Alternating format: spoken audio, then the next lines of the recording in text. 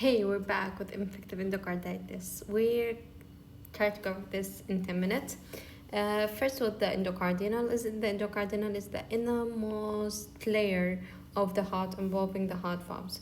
So that's why you always see valve abnormalities in infective endocarditis, because it's covered by endocardial layer. So it's the innermost layer where the valves can meet. So first, the pathophysiology. How does it happen? First, simply you have bacteremia in your blood. There's bacteria in your blood, bacteremia, or let's say you have a prosthetic valve you had before. It's a risk factor for IE, and it's infected. So this bacteria, let's say, will translocate from infective source. From let's say you have cellulitis in your leg, and then it travels all the way to your heart, either by that or by IV drug abuse people, or any other procedure, like you had a dental procedure, and then you had bacteria somewhere, and then it travels all the way to your heart. And then there's somehow injury to the endocardial. An healthy person won't simply get endocarditis by just bacteremia. There is underlying injury to the endocardium. Like because usually it's resistance in a normal patient. So what will happen? Because of this, the bacteria will go to that area, to the injured endothelium, and then fibrin platelet deposit earlier. Let's say now, before the bacteria go to the valve. Okay, let's say this is the valve, wherever this is the valve, and then there was a damage in this area. Okay, there was a damage in this valve by, I don't know, prosthetic valve or any other causes, uh, previously infection. Because of this, you had fibrin and platelet deposit. You will have fibrin and platelet deposit in this area. This is actually endocarditis, but non-bacterial thrombotic endocarditis. It's sterile endocarditis, no bacteria. Now you had a bacteria in your blood, it will go travel to this area, and the bacteria will be now here.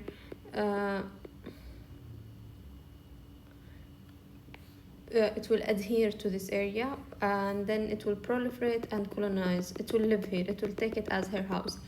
Oh, so someone asked, what are the causes of injury to this valve, like non-bacterial thrombotic endocarditis? What causes the injury? Something like turbulent blood flow, anemia, solid particles, mechanical prosthetic valve, chronic inflammation, things like this. And then you have colonization of the bacteria. You will have something, all this process, vegetation, we call it all vegetation, the platelet deposition, the fibrin, the colonization, proliferation of the bacteria. This is what we call vegetation formation, and this is endocarditis. Now you have infective endocarditis with bacteria, and this vegetation we draw, it can have thrombi, like some small pieces can go away and travel through your bloodstream, and when it got stuck in small vessels and it block them, it will cause septic emboli like MI and stroke. What are the complications? As we said, these are the complications, the stroke, the MI, but let's be more specific. If it goes to the cardiac, it's to your CNS, blah blah blah. So if it goes into your heart, MI, heart failure, cardiac abscess, if it's also infected, valvular insufficiency, aortic and pulmonary valve. If it goes to your nervous system, CNS, your brain, it will cause hemorrhagic stroke or ischemic stroke, cerebral abscess, meiotic aneurysm in your brain. It goes to your renal system, to your kidney, infarction and glomerulonephritis. You know, glomerulonephritis, complex immune complex deposition.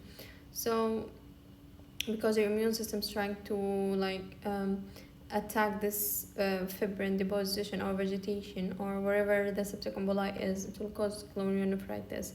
If it goes to your spleen, pure organ, it will cause infarction and abscess, what we call splenic abscess. So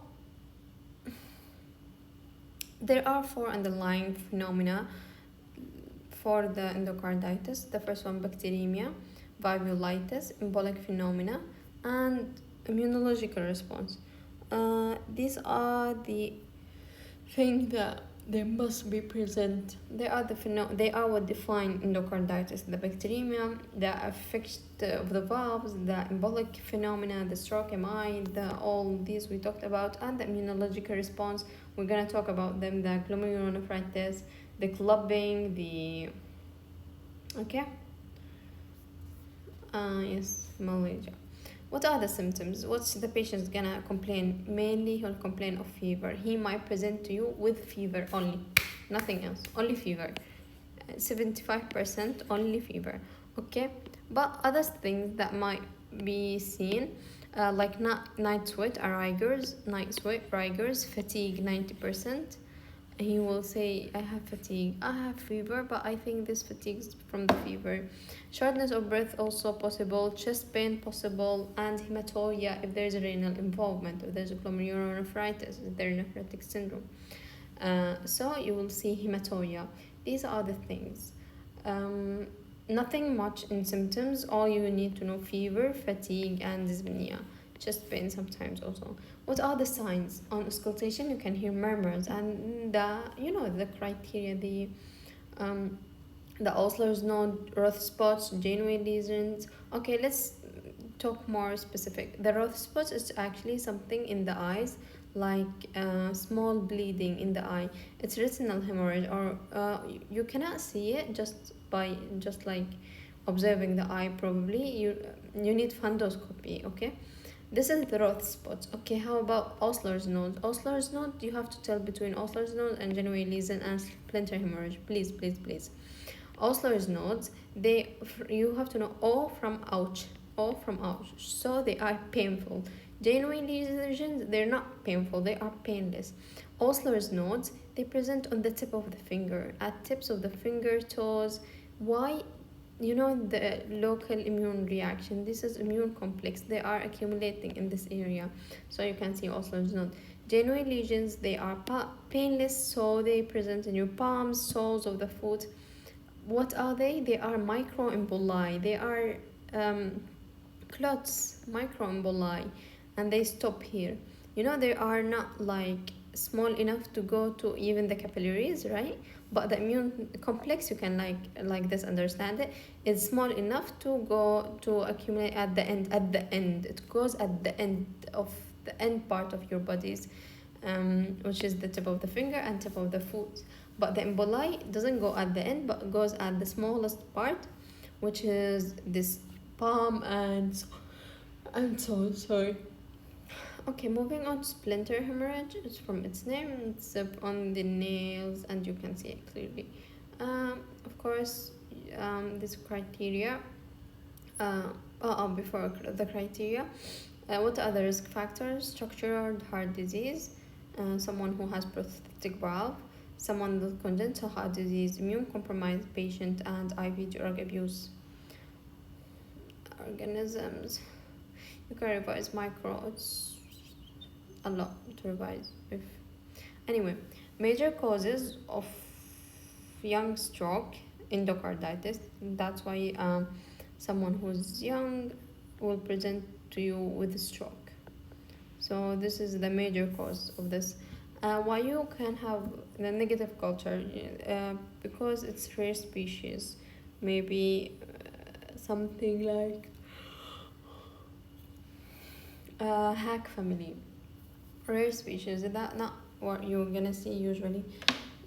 Let's try to recall the organisms. Streptococcus aureus, IV drug abuse, you can see Pseudomonas aeruginosa, hack family, aureus, galactica. Okay, I'm bad in micro, I'll revise them later. Okay, what are the criteria? The criteria, very easy to remember. Just remember B, timer. For B is blood culture. On blood culture, you can see post-blood culture, typical microorganism like aureus or pneumonia. E for echocardiographic evidence of valvular abnormality. So these are the investigation you can do. It's not from history or something. You cannot endocarditis from its history. The minor one are like temperature, immunological phenomena, Osler's growths, blah blah blah. M for, you can say M for murmurs actually, or microbiological evidence, positive blood culture, but not meeting the major criteria, not the less common organism, the rare organism. And you can say murmur actually. Murmurs. Okay. E for embolic phenomena. Of course, you know what embolic, conjunctival hemorrhage, blah blah blah, and risk factors. Patient with prosthetic valve, IV drug abuse, congenital heart disease. How many do you need from major? How many you need? Definitive diagnosis is 2 major, or 1 major and 3 minor, or 5 all minor must be present there. Okay, what are the investigation? From what we were talking about, you can know you have to do PC, inflammatory markers, look for leukocytosis, inflammatory markers, increase CRP. CRP is more specific. You can do also ESR. You can do urine analysis, full microscopic, full exam, microscopic examination to look for microscopic hematuria. Microbiological blood culture, of course, and serological testing, PCR if